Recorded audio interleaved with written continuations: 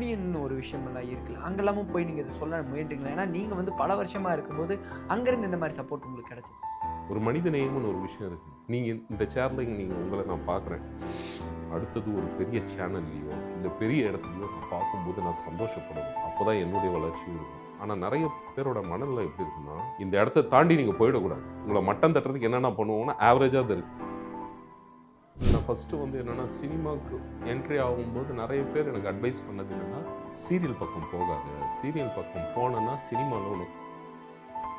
இப்ப நானே ஒரு ரூலிங்ல இருக்கும்போது நான் பார்த்துருக்கேன். ஒரு ஸ்கேம் ஒண்ணு நடந்தது. அந்த ஸ்கேம் எவிடன்ஸோட கிடைச்சிருச்சு. ஒரு தலைவனா இருந்து தப்பு பண்ணும்போது, தவற ஒத்துக்கிட்டா பைலாப்படியா அவங்களுக்கு வந்து அவங்க மேல வந்து நெறைய ஆக்ஷன்ஸ்கள் வந்து பாயும். கற்க கற்கா தான் வருவீங்க அந்த கார்ல டிராவலு உள்ளலாம். ஆமாமா. அந்த சாங்ல போயிட்டு இருக்கு. Sumo maybe. Kamal sir drive பண்றாரு. நான் பக்கத்துல இதெல்லாம் என்னால டைஜஸ்ட் பண்ணவே முடியல. எங்கேயோ போயிட்டு இருக்கோம். விஜய் சேதுபதி சார் வந்து அது வந்து விதிவிலக்கு. அவர் எல்லாரும் கூடயும் மிங்கிள் ஆவாரு. என்கிட்ட வந்து பஸ் நான் ஒரு டயலாக் பண்ணியிருக்கேன் பஸ். கேளுங்க பஸ். சாப்பிடும்போது எல்லாம் ஒண்ணா நான் உட்கார்ந்து சாப்பிடுவேன். சொல்லுங்க பஸ்.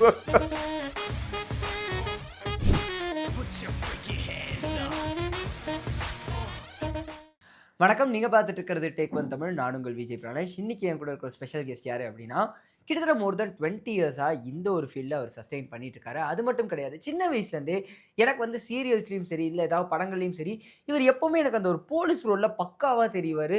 சின்ன வயசுலேருந்தே இவர போலீஸா பார்த்ததுனாலயோ என்னமோ, இப்ப எனக்கு நேர்ல பார்க்கும்போது அந்த ஒரு போலீஸ் ஃபீலே தான் அவர் குடுக்குறாரு.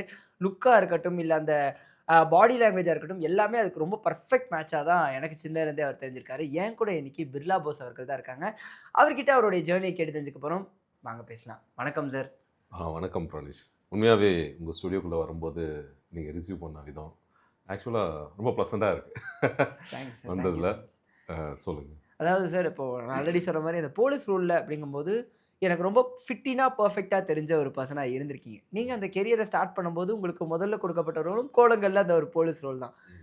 ஸோ அந்த ஒரு ஜேர்னி ஆரம்பிச்சது, நான் ஆல்ரெடி சொன்ன மாரி 20 வருஷ ஜேர்னியா ஆரம்பிச்சது. எப்படி இருக்கு இப்போ?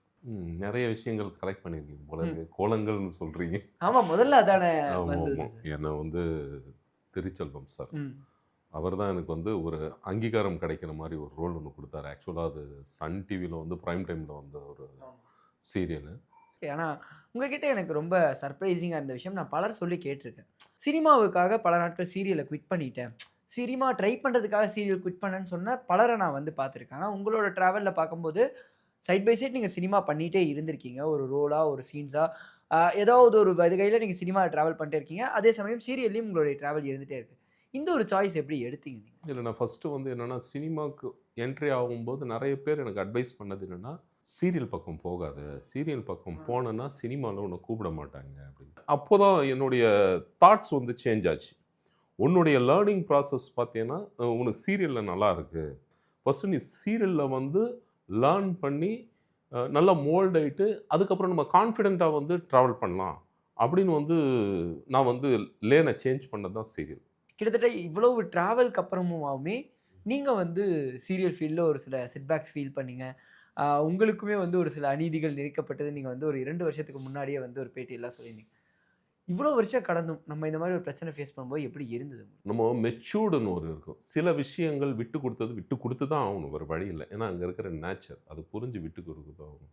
சில விஷயங்கள் குனிய குனிய கொட்டுவாங்க. அது தப்பு.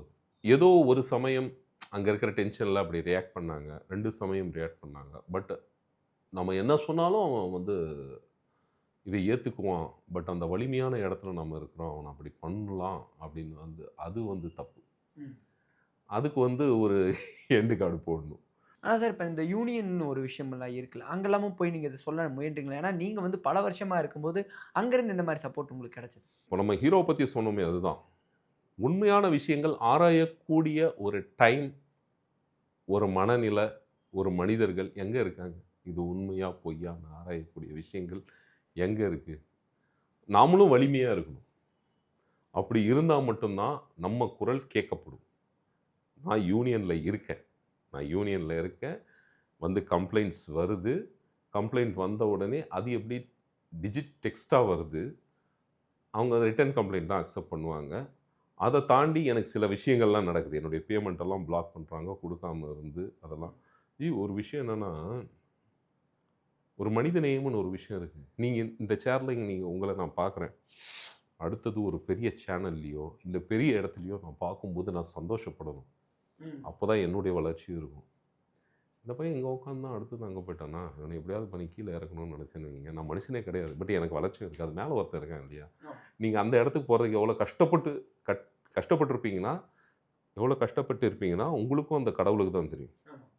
எவ்வளோ தாண்டி அது வந்திருப்பீங்கன்னா. ஆனா நெறைய பேரோட மனநிலை எப்படி இருக்குன்னா, இந்த இடத்த தாண்டி நீங்க போயிடக்கூடாது. உங்கள மட்டம் தட்டுறதுக்கு என்னென்ன பண்ணுவோம்னா, ஆவரேஜா அது இருக்காங்க. இந்த மாரி விஷயங்கள் வந்து போயிட்டுருக்கும்போது, யூனியன் சைடே பார்த்தீங்கன்னா, மேல வந்து அப்படி, இப்படி, அது இதுன்னு சொல்லி சொன்னாங்க. ஒரே ஒரு விஷயம் சொன்னேன். எவிடன்ஸ் தான் பேசப்படும் 1. 2 பேரையும் முன்னாடி உட்கார வைங்க. பேசலாம். என் மேல தப்பில்ல. பேசலாம். யார் மேல என்ன ஆக்ஷனோ எடுங்க. ஆனா ஆக்ஷன் எடுக்கணும் நீங்க. அது அப்படியே இதா போயிடுச்சு. எங்கேயுமே நம்ம பயந்தோன்னு தெரிஞ்சோம்னா, குழி தோண்டி உயிரோட புதைச்சிடுவாங்க. நம்ம மேல தப்பு இருக்கக்கூடாது. தப்பு இருந்தா நம்ம சாரி கேட்டுறணும். பட் இப்பவுமே யூனியன்னு வந்துட்டாலே அது ஒரு பிரச்சனைய கிரியேட் பண்றாங்க. இப்ப கூட ஒரு யூனியன் சண்டை போயிட்டு இருக்கு. 3, 4 வருஷத்துக்கு முன்னாடி ஒரு யூனியன் சண்டை இருந்தது. இந்த யூனியன் சண்டைக்கான ரீசன் என்ன சார் வருது? இப்போ ஒரு எப்பயுமே யோசனை. இப்ப கூட இல்ல ஒருத்தர் உண்மை சொல்லி நிலை யாருமே கேள்வி கேட்க முடியல ஆ அப்படிங்கிற மாரி. ஆமாமா. அது உண்மை நிலை என்னன்றத வந்து தெரியணும். சிலது வந்து சின்ன சின்ன விஷயங்கள்லாம் வந்து ஒரு எதிரணின்னு ஒண்ணு இருக்கும். எப்பயுமே ஒரு யூனியன் அப்படின்னும்போது ஒரு 3 இல்லன்னா 4 டீம் இருக்கும். மோஸ்ட்லி அந்த 4 டீம் இருக்கும். அங்க இருக்கிற நேச்சர்ன்னு ஒண்ணு இருக்கு. சில விஷயங்கள் பண்ணும்போது, இப்ப இங்கேருந்து நீங்க கீழ நடந்து போம்போது, செருப்பு காலும் நடந்து போம்போது, தனியா நடந்து போம்போது, சில விஷயங்கள் நடக்கும். குத்துதோ, பண்ணுதோ அதெல்லாம் இருக்கும். ஏன் ஒழுங்கா பெருக்குறது இல்லையா? அது குத்துது. இந்த மாரி விஷயங்கள்லாம் சின்ன சின்ன எங்கடா மாட்டுவாங்க? இந்த மாரி விஷயங்கள்லாம் சண்டை போடுறது இருக்கு. சிலது வந்து இப்ப நானே ஒரு ரூலிங்ல இருக்கும்போது நான் பார்த்துருக்கேன். ஒரு ஸ்கேம் ஒண்ணு நடந்தது. அந்த ஸ்கேம் எவிடன்ஸோட கிடைச்சிருச்சு. அதுக்கு வந்து சில ஜோடிப்புகள். ஏன்னா ஒரு மனுஷனுடைய தன்மை என்னன்னா, தான் தவற ஒத்துக்க மாட்டான். ஒரு தலைவனா இருந்து தப்பு பண்ணும்போது, தவற ஒத்துக்கிட்டா பைலாப்படியா அவங்களுக்கு வந்து அவங்க மேல வந்து நெறைய ஆக்ஷன்ஸ்கள் வந்து பாயும் இல்லையா? அப்ப என்ன ஆகும்னா, அவனுக்கு வந்து அ பட் அவனுக்கு ஒரு டீம் வச்சிருப்பான். அவங்க சூழ்நிலைக்கு இவன் ஹெல்ப் பண்ணுவான். அவங்கலாம் சப்போர்ட் பண்ணுவாங்க. இப்ப என்ன ஆச்சு 2 டீம் 3 டீம் ஆச்சு. இப்போ யாரு சொல்றது உண்மை? யாரு சொல்றது பொய்? இந்த மாரி மாத்தி, மாத்தி, மாத்தி, மாத்தி அது அவங்களா திருந்தணும். அப்பதான் எல்லாம் ஒண்ணும் பண்ண முடியாது. ஆனா, பைலா படி வந்து மெஜாரிட்டியா தான் யூனியன் மெம்பர்ஸ் நிப்பாங்க. கண்டிப்பா அவங்க மேல ஆக்ஷன் பாயும், நடவடிக்கை எடுக்கப்படும். அதுக்கான தண்டனை அவங்க வந்து அனுபவிப்பாங்க. இது நான் ரூலிங்ல இருக்கும்போதே இது வந்து நடந்தது. நான் ரூலிங்ல இருக்கும்போது நான் ஒரு டீம்ல ரூலிங்ல இருக்கும்போதே, நீங்க சொல்ற இந்த ஸ்கேம் எல்லாம் நடந்து, இப்போ நெக்ஸ்ட் டீம் வந்து அவங்க மேல ஆக்ஷன் எடுத்து, அவங்க அத ஃபேஸ் பண்ணிட்டு தான் இருக்காங்க. என்ன கொஞ்சம் ஏன்னா எடுத்தோம் கவுத்தோம்ன்னு பண்ண முடியாது யூனியன்ல. இந்த பைலா இருக்கு. அத பேஸ் பண்ணி தான் வந்து நம்ம முடியும். இன்னும் என்னன்னா, யூனியன் ஆக்டிவிட்டீஸ் வந்து மீடியாலலாம் பேசக்கூடாது. நம்ம இன்னார் அப்படின்னு சொல்லி யாரையும் பேர் சொல்லி மென்ஷன் பண்ணல. நீ கேட்ட கொஸ்டினுக்கு இதுதான். ஆனா கண்டிப்பா ஆக்ஷன் எடுப்பாங்க. ஆக்ஷன்லாம் எடுக்காமலாம் இருக்க மாட்டாங்க. என்ன அந்த பைலா படி கொஞ்சம் டிலே ஆகும். ஆனா கண்டிப்பா ஆக்ஷன் எடுப்பாங்க. சேனல். அண்ட் சார் இப்போ ஒரு சில ஸ்கிரீன் கிராப்ஸ் நான் எடுத்துட்டு வந்திருக்கேன். நீங்க ம். பண்ண படங்கள்ல இருந்து ஒரு சில ஸ்கிரீன் கிராப்ஸ். ம். அத பார்த்தோனே உங்களுக்கு என்ன தோணுதோ நீங்க அத ம். சொல்லலாம். முதல் ஸ்கிரீன் கிராப். ஆ ஓகே. காக்க. காக்க காக்க. ஸோ இது பத்தி சொல்லுங்க. மேபி இது அடையார் கௌதமேனன் சார் ஆஃபீஸ் இது. நாங்க இதுக்கு முன்னாடி வந்து போனதே கிடையாது இங்கலாம். யாருன்னே தெரியாதுன்னு வச்சுக்கோங்க. அங்க போறோம். போன உடனே ஒரு மகிழ் திருமேனி. ஆக்சுவலா மார்கன் சார். ஓகே. அசோசியேட் அந்த படத்துல. அவர் தான் மீட் பண்றோம் போயிட்டு. அவர் கேட்டாரு, அந்த நபர் அனுப்புனாரான்னு. பட் அவர் அனுப்பல. நாங்க ஆமான்ட்டோம். நாங்க எங்களுக்கு இது வேணும் வாய்ப்பு. அவ்வளோதான். ஆமான்னு. சரி வாங்க ஒரு டெஸ்ட் ஷூட் பண்ணலாம் அப்படின்னோனே, என் கூட வந்தவர் பயப்படுறாரு. யாரோ பேர் கேட்குறாங்க. நீ ஆமான்னு சொல்லிட்ட. இப்போ ஒரு டெஸ்ட் ஷூட்ன்றாங்க. ஒரு டயலாக்ன்னு இருக்காங்க. நம்ம அந்த அளவெல்லாம் ஒண்ணும் கிடையாதே. எப்படி நம்ம இத பெர்ஃபார்ம் பண்ண போறோம்? ஒண்ணும் பிரச்சனை இல்ல. நம்ம பண்றோம்.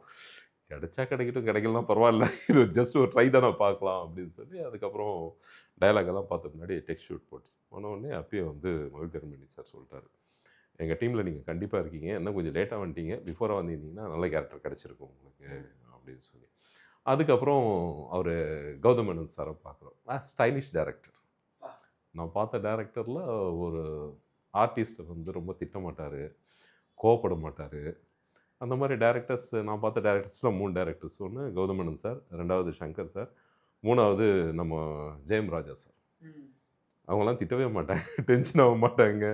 சத்தம் போட மாட்டாங்க. ஆர்டிஸ்ட் தெரியலன்னா கூலாக வந்து சொல்லி கொடுப்பாங்க.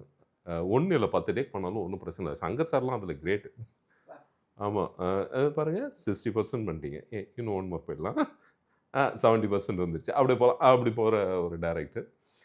ஃபர்ஸ்ட் டைம் பார்த்தீங்கன்னா சூர்யா சார் அப்போ தான் நேரில் பார்க்குறேன். அப்போது சூர்யா சாருக்கும் ஜோதிகா மேமுக்கும் மேரேஜ் ஆகும்.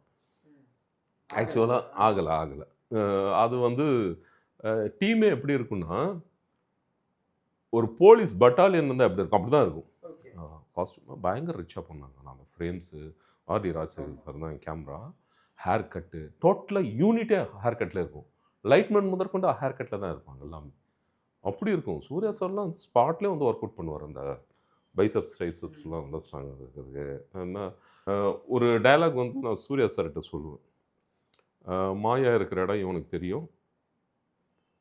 நம்ம போனால் மாயா வந்து பிடிச்சிடலாம். இந்த மாதிரி சம் டயலாக்ஸ் வந்து சொல்லணும். ஒயிட் ஷார்ட் வச்சுருக்காங்க. கௌதமேனன் சார் ஸ்டைலாக வந்து சொல்லிட்டு போனார். டக்குன்னு என்னால் கேட்ச் பண்ண முடியல. ரெடி டேக் ரோல்ன்ட்டாங்க. அந்த தாம்பரம் பைபாஸ் அப்போ தான் இன்னும் ஓப்பன் பண்ணல. ரெடி ஆகிடுச்சு. அந்த இடம் ஷூட் போயிட்டுருக்கு. ஆக்ஷன் ஒன்று எனக்கு டயலாக் கொஞ்சம் சொதப்பிட்டா. ரோல் ஆகிடுச்சா இல்லை ஃபுல் டயலாக் சொல்லியா தெரில. கட் அப்படின்னாரு. அப்புறம் இங்கேருந்து சூர்யா சார் வந்து கேட்குறாரு, கௌதம் சார் இது வந்து டைட் போகிறீங்களா இல்லை வைடே ஓகேவா, இல்லை என்ட்ரி ஆகிறது மட்டும்தான் டைட் டயலாக் தனியாக போகிறோம் அப்படின்னோடனே அவர்கிட்ட சொல்ல அவர் இந்த மாதிரி டயலாக் சொதப்பிட்டான்னு என்கிட்ட சொன்னார். என் டயலாக் ஒழுங்காக பார்த்துருக்கலாம்ல, இப்போ டைட் போகிறாங்கன்னா அதனால ஒன்றும் பிரச்சனை இல்லை, டயலாக் என்னன்றதை கேட்டு கரெக்டாக சொல்லுங்கள். சொல்லிக் கொடுக்க ட்ரை பண்ணுறாங்க. ஆமாம், வேற இப்போ நானே அந்த இடத்துல இருந்தேன். ஏங்க ஒரு டயலாக் ஒழுங்காக சொல்லிங்க என்னன்றது பாருங்க அப்படின்னா, அங்கே பிடிச்சி யாராவது ஒருத்தர் சத்தம் போடுவாங்க, டயலாக் ஒழுங்காக கேட்க மாட்டீங்களா அப்படின்னு. ஒரு ஒரு ஒரு ஆர்டிஸ்ட் பாருங்கள், சூர்யா சார்லாம் வந்து அவர் கோ ஆர்டிஸ்ட்கெல்லாம் அவ்வளோ செக்யூராக இருப்பார் அவர். பட் சப்போஸ் இந்த டேக்கே ஓகேன்னா ஒன் மோர் போயிடலாம், டயலாக் பார்த்துக்கிட்டோன்னு இல்லை டயலாக் வந்து அவர் டைட் ரேஞ்சில் இருக்குன்னொடனே அது என்னன்றது டயலாக் பார்த்துட்டு கரெக்டாக சொல்லுங்கள் அப்படின்ற மாதிரி. அவருடைய ஃப்ரெண்ட்ஷிப்லாம் ரொம்ப நல்லா இருந்தது. அதுக்கப்புறம் அவர் கூட ஆயுதம் எடுத்து ட்ராவல் பண்ணேன். அப்புறம் சிங்கம் 2 ரொம்ப க்ளோஸ் ஆகிட்டார். சிங்கம் 2லலாம் பார்த்தீங்கன்னா நான் ஆல்ரெடி அன்றைக்கி தான் வரேன் ஸ்பாட்டுக்கு. இவர் மூவ் இருக்கார். அங்கேருந்து அசிஸ்டண்ட்டை விட்டு என்னை கூப்பிட்டு, அவருடைய அசிஸ்டண்ட்டை விட்டு என்னை கூப்பிட்டு, எப்போ வந்தீங்க? காலையில் தான் சார் வந்தேன். ஏன் வந்து என்ன நீங்கள் பார்க்கல? நான் எனக்கு இருக்க தெரியுமா? தெரியும். ஏன் என்ன இந்த அந்தளவு வந்து ஒரு அட்டாச்மெண்ட்டாக இருப்பார். இல்லை சார் ஸ்பாட்டுக்கு வருவீங்க, எதுக்கு டிஸ்டர்ப் பண்ணிட்டு நான் பார்க்கல. சரி ஓகே, நல்லா இருக்கீங்களா? இதுவுமே வந்து அவரோட படத்துலேருந்தே வருது. கமல் சாரோட சான்ஸே கிடையாது. வேட்டையாடு விளையாடு. அவருக்கும் உங்களை பார்த்தா அந்த ஒரு போலீஸ் ஃபீல் தான் வருதுன்னு நினைக்கிறேன். அச்சமன் பெருமாளையும் போலீஸ், வேட்டையாடு விளையாடிலும் போலீஸ், காக்கா காக்காலையும் போலீஸ். ஃபர்ஸ்ட் அந்த டைட்டில் சாங் வருது இல்லையா? ஆமா, கற்க கற்கா தான் வருவீங்க அந்த கார்ல டிராவல் உள்ளலாம். ஆமா. அந்த சாங்ல போயிட்டு இருக்கு. Sumo maybe Kamal sir drive பண்றாரு, நான் பக்கத்துல உட்காந்து இதெல்லாம் என்னால் டைஜஸ்ட் பண்ணவே முடியாது. எங்கேயோ போயிட்டு அப்படிதான் இருந்தது. அந்த சாங் பூரா ஃபுல்லாக அவர் ட்ராவலில் தான் இருப்பேன். அப்போ பார்த்தீங்கன்னா நான் விஜய் டிவி சீரியல் அது சன் டிவி அது இதுன்னு பயங்கரமாக இருக்குது. பட் இங்கே என்ன கமல் சார் டேட் கிடைச்ச உடனே அவர் வந்து ஷூட் பிளான் பண்ணிடுவார். ஃபோன் பண்ணாங்கன்னா சில டைமில் நான் கிடைக்க மாட்டேன். அங்கே வந்து ஆல்ரெடி அவங்க டேட் கொடுத்துட்டாங்கன்னா நம்ம ரெக்வஸ்ட் பண்ணி கேட்கலாம். அங்கே கிடைச்சாதான், இல்லைன்னு வைங்க நம்ம இங்கே வர முடியாது. அந்த மாதிரி நிறைய அந்த படங்களில் வந்து அந்த படத்தில் பார்த்தீங்கன்னா நிறைய போர்ஷன் நான் இல்லாமல் போயிட்டேன். ரொம்ப நல்லா க்ளோஸாக பழகினார் கமல் சார்லாம். அவர் ஒவ்வொரு விஷயமும் அவரை ரசிச்சுட்டே இருந்தோம். அவர் நடிக்கிறது ஒவ்வொரு ஃப்ரேமுக்கு தகுந்த மாதிரி நடிப்பார் அவர்லாம். நமக்கு அது தப்பாக தெரியும். பட் மானிட்டரில் போய் பார்த்தா நாம தப்பாக பண்ணிட்டு இருப்போம். அதுதான் பர்ஃபெக்டாக இருக்கும். இந்த ஷார்ட்டில் பார்த்தீங்கன்னா அந்த இதுக்கு ஒரு டான்ஸ் ஒன்று போயிட்டுருக்கோம். அப்போது நாங்கள் வந்து அந்த அக்யூஸ்டை பிடிக்கிறதுக்காக உள்ளே போவோம். இவர் மட்டும் ஆர்டிஃபிஷியலாக இருந்தது, இவருடைய வாக்கு மட்டும். இப்போது நான் என்சிசியில் இருந்ததுனால அந்த வாக்கு எனக்கு தெரியும். போலீஸ் வாக்குன்றது ஒரு ஜென்டல் வாக்கு தெரியும். இவரது கொஞ்சம் ஆர்டிஃபிஷியலாக இருந்தது. ஏன் இவர் இப்படி பிஹேவ் பண்ணுறாரு? அதுக்கப்புறம் நான் போய் ஃப்ரேமில் மானிட்டரில் பார்க்குறேன். இது ஹை ஸ்பீட் அது. ஆமாம், அங்கே ஸ்லோ மோல அது பர்ஃபெக்டாக இருக்குது. நாங்கள் நடந்து வரது லூஸாக இருக்குது. ஓ இதுதான் விஷயம். ஏன்னா அது கேட்டுக்கிறாங்க பண்ணிங்க. இன்னொரு வந்து ஒரு கன் ஷாட் ஒன்று இருந்தது பென்னிமில்ல. எல்லாம் ஃபுல்லாக பிளான் பண்ணிட்டாங்க. ரவி கே சந்திரன் சார் தான் மோஸ்ட்லி இதுன்னு நினைக்கிறேன். கேமரா அப்படின்னு நினைக்கிறேன். அப்போது கமல் சார் வந்து சீன் கேட்குறாரு. சார் நீங்கள் வந்தீங்க சார், கேமரா பாயிண்ட் ஆஃப் வியூவில் வந்து அங்கே வந்து அக்யூஸ்ட் எய்ம் பண்ணி ஷூட் பண்ணுறீங்க சார் அப்படின்னு சொல்லி எனக்கு சொல்லிட்டாங்க. சார் வருவார், இங்கே வந்து நீங்கள் நில்லுங்க பண்ணுங்க அப்படின்னு சொல்லி ஒரு ரிகல்சல் ஒன்று பார்த்துடலாம் சார். டேக்கே போவோமே அப்படின்றாரு. இல்லை சார் எங்களுக்கு ஃபோக்கஸ் இந்த மாதிரி விஷயங்களுக்கு நாங்கள் பார்த்துக்குறோம் அப்படின்ற மாதிரி. சரி அதுக்கப்புறம் எனக்கு டேக்கே போகலாமே அப்படின்னும் போது என்ன ஒரு கான்ஃபிடென்ட்டு. எனக்கு அதெல்லாம் தோணுச்சு. ஃபியூச்சரில் நாமளும் இந்த மாதிரி பயங்கரமாக வந்து ஒர்க் பண்ணிட்டு ரிகல்ஸ்லேயே பார்க்க போடுமே டேக்கில் பண்ணணும்டா அப்போ. ஏன்னா அதுதான் ஒருத்தர் கூட நடிக்கும்போது அவர்கிட்ட இருக்கிற பாசிட்டிவான விஷயம்லாம் நம்ம வந்து பண்ணணும் அப்படின்னு நினைக்கும்போது அதுக்காக உழைச்சி நம்ம அதை பண்ணுறோம் பார்த்தீங்களா, அப்போ அவர் அடிக்கடி ஞாபகம் வரும். பாசிட்டிவான விஷயம். புதுப்பேட்டை அப்பா இதெல்லாம் இந்த படம், அப்புறம் அமீர் சாரோட ராம் படம், இதெல்லாம் என்றைக்குமே மறக்க முடியாது. இது எப்படின்னா லட்சுமி மேக்கர்ஸ் இவங்க தான் ப்ரொடக்ஷன். இங்கே வந்து ஆடிஷன் நடக்குது. அப்போ எனக்கு இவ்வளோ பெரிய தாடி, இவ்வளோ பெரிய தாடி.